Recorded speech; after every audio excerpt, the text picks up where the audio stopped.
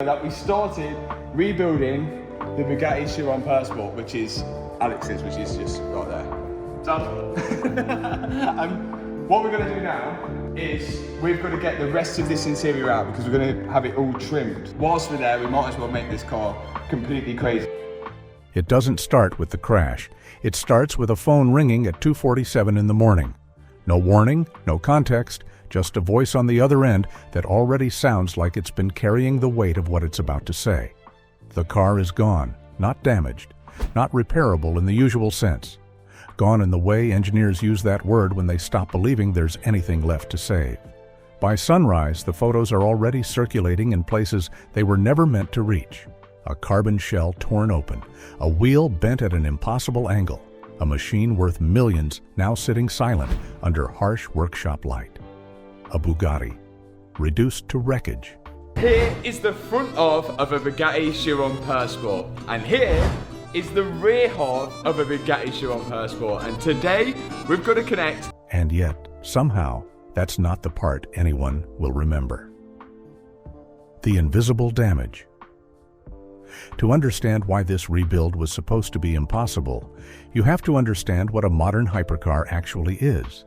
It is not a car, not in any sense your grandfather would recognize. It is a flying carbon fiber sculpture wrapped around an engine that produces more horsepower than 3 Formula One cars combined, held together by tolerances measured in fractions of a human hair. Every bolt is logged, every component has a serial number, every electronic module talks to every other electronic module in a private language that the factory designed specifically so that nobody outside the factory could ever truly understand it. The crash had been catastrophic. According to the assessor's report, the kind of document insurance companies prefer never see daylight, the front section had absorbed the impact in exactly the way it was engineered to.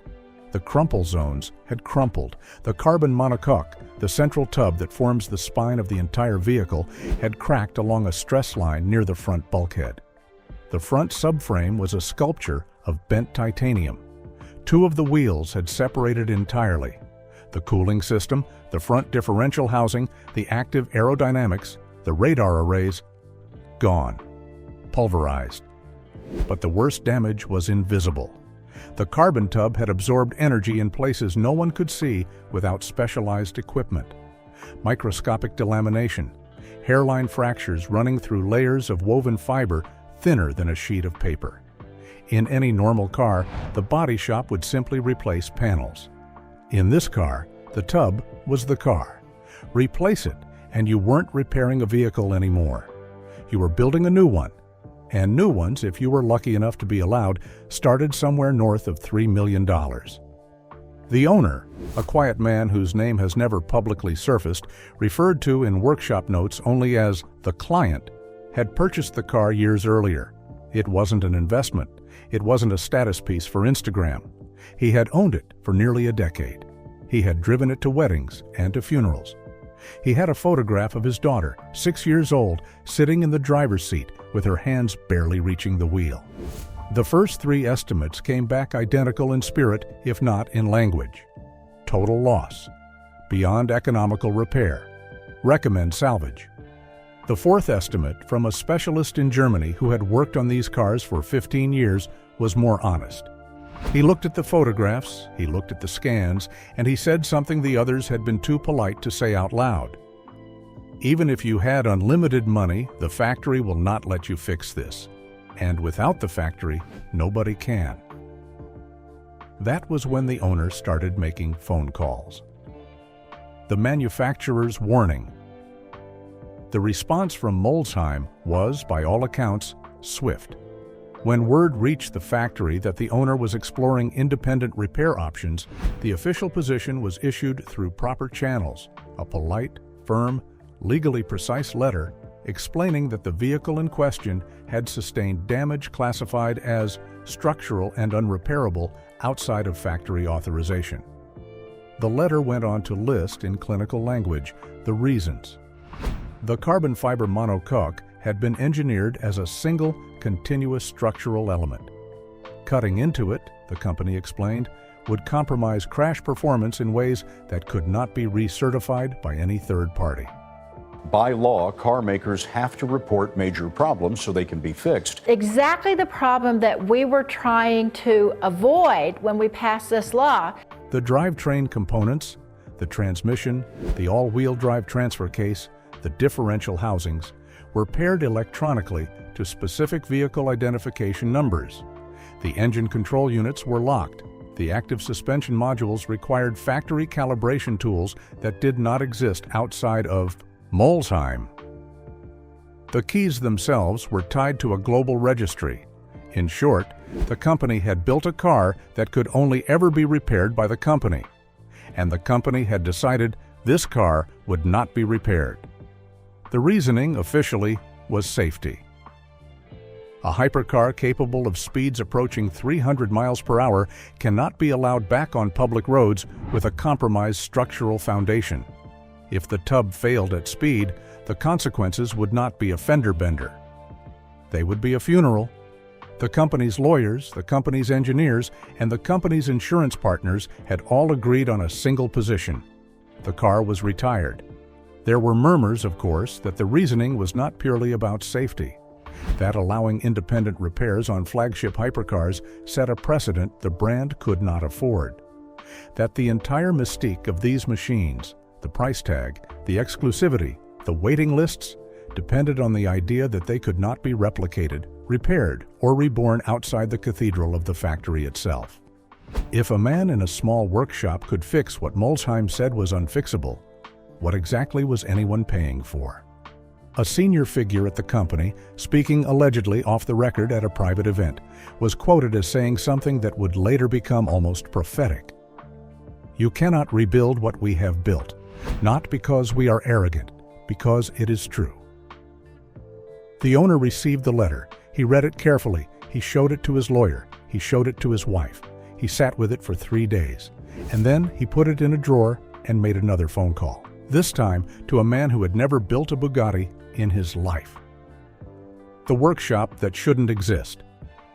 The workshop sat on the edge of an industrial estate between a tire fitter and a place that rebuilt tractor engines.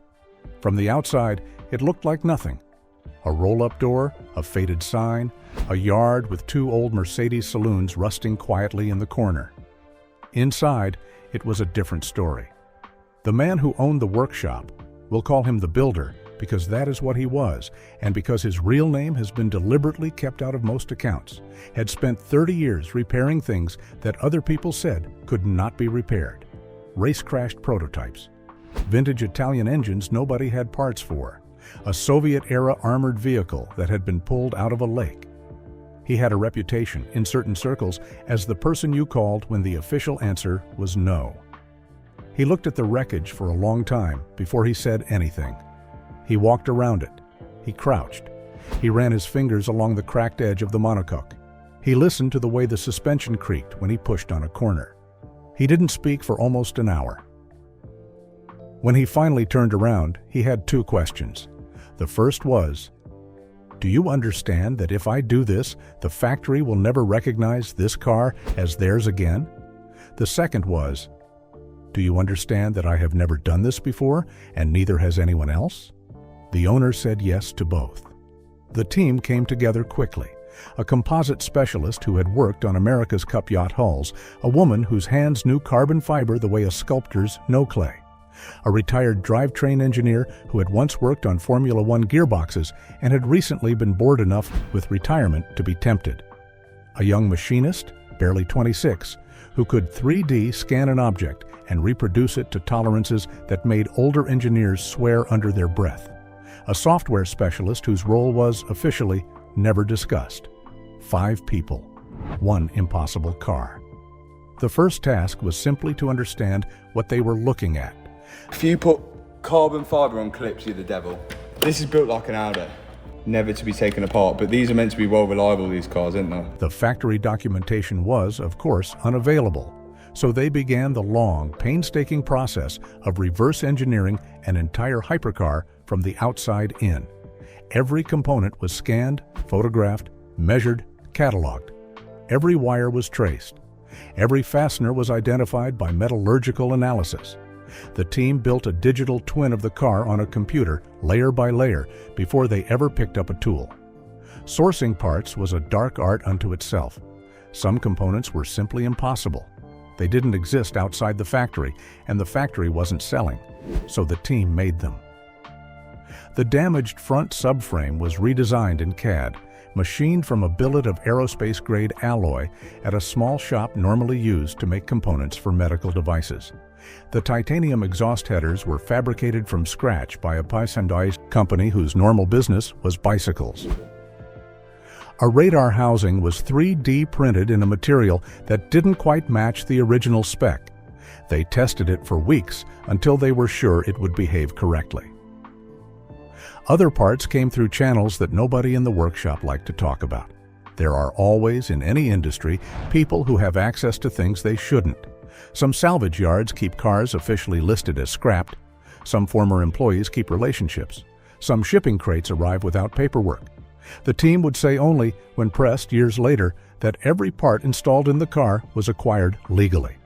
There were nights when the builder sat alone in the workshop after everyone had gone home, staring at the cracked tub under a single work light, and wondered if he had finally found the project that would break him. But every morning he came back, breaking the rules of engineering. The hardest part was the tub. A carbon fiber monocoque is not like a metal chassis. You cannot simply weld it. You cannot cut out a damaged section and bolt in a new one. The fibers themselves carry the load, woven in specific orientations, bonded with specific resins, cured at specific temperatures and pressures. When the tub cracked, the cracks didn't just damage the surface. They propagated through layers, separating the laminate in ways that compromised everything around them. The composite specialist proposed something that, on paper, sounded insane. She wanted to split the monocoque, not crack it further, split it deliberately along a precisely calculated plane into two manageable sections. Repair each section in isolation. Rebuild the damaged structural areas using a layered scarf joint technique borrowed from aerospace repair manuals. Sanding the damaged area into a long, shallow taper, layering new carbon fiber into the void at exact orientations matching the original weave, and curing it under vacuum pressure in a custom-built oven that the team would have to construct themselves. Then and only then rejoin the two halves. The mathematics were brutal. A misalignment of 1 millimeter across a 6-foot span would mean the suspension geometry would be permanently wrong. A cure temperature off by 5 degrees would mean the new resin wouldn't bond properly to the old. A bubble in the laminate, invisible to the naked eye, could become the seed of a catastrophic failure at high speed. She did the work over 4 months. The builder, meanwhile, attacked the drivetrain. The transmission had survived the crash, but the differential and the front transfer case were destroyed. Replacement units paired electronically to the car's VIN did not exist. The builder did the only thing he could do. He disassembled what was left of the original units, machined replacement gears and housings from raw stock, and rebuilt them by hand. Each gear was measured against the original to within microns. Each bearing was sourced from the same suppliers the factory used, even if the boxes had to come through a circuitous path. The drivetrain electronics were, in some ways, the cruelest puzzle. The original modules were dead, soaked in coolant, fried by the impact. New modules existed, but they would not communicate with the rest of the car without factory authorization. 6 years to pass is changing the car rental business. It's now illegal for rental car companies to loan out vehicles that are under a recall. The software specialist, who had still not been formally introduced to anyone, spent 6 weeks in a back room with 3 laptops and a pile of empty coffee cups. What he did exactly has never been documented. The team's official position is that he established communication between the new modules and the existing systems through legitimate diagnostic channels. Whatever he did, it worked. There were near disasters. A vacuum leak during the first cure cycle nearly destroyed 3 months of work on the tub. The composite specialist caught it with 20 minutes to spare, sprinting across the workshop in socks because she'd kicked her shoes off to feel the floor for vibrations.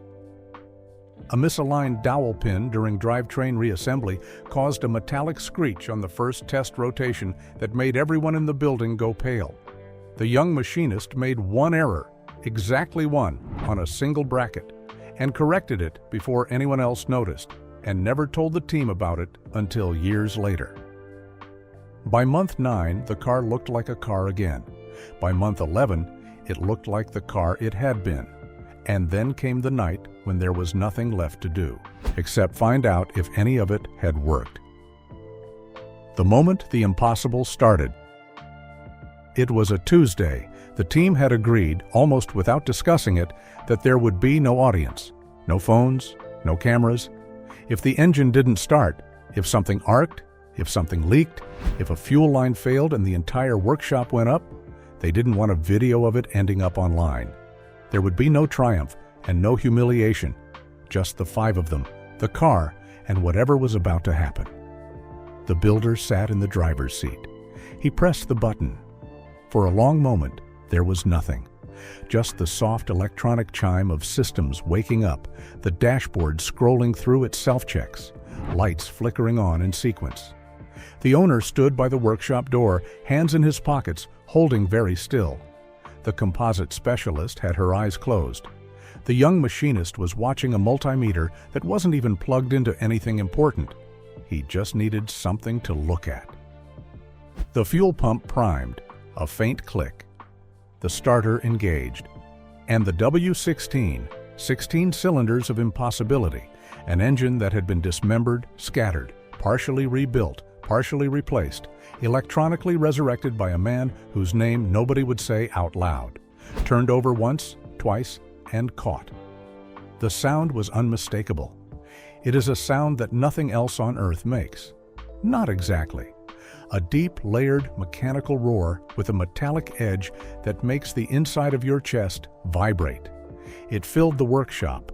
It rolled out under the roll-up door and into the yard. The 2 old Mercedes saloons somewhere in the corner were probably the most surprised cars in the country. Nobody cheered. The builder simply lowered his head to the steering wheel and stayed there for a long time. The owner walked outside and stood in the cold air and didn't come back in for almost 20 minutes. The composite specialist hugged the young machinist who had started crying without realizing it. The drivetrain engineer made everyone tea because that is what he did when he didn't know what else to do. The car ran for 47 minutes that night, because in the end, this was never just about a car. It was about who gets to decide when something is truly finished, the people who built it or the people who refuse to let it die.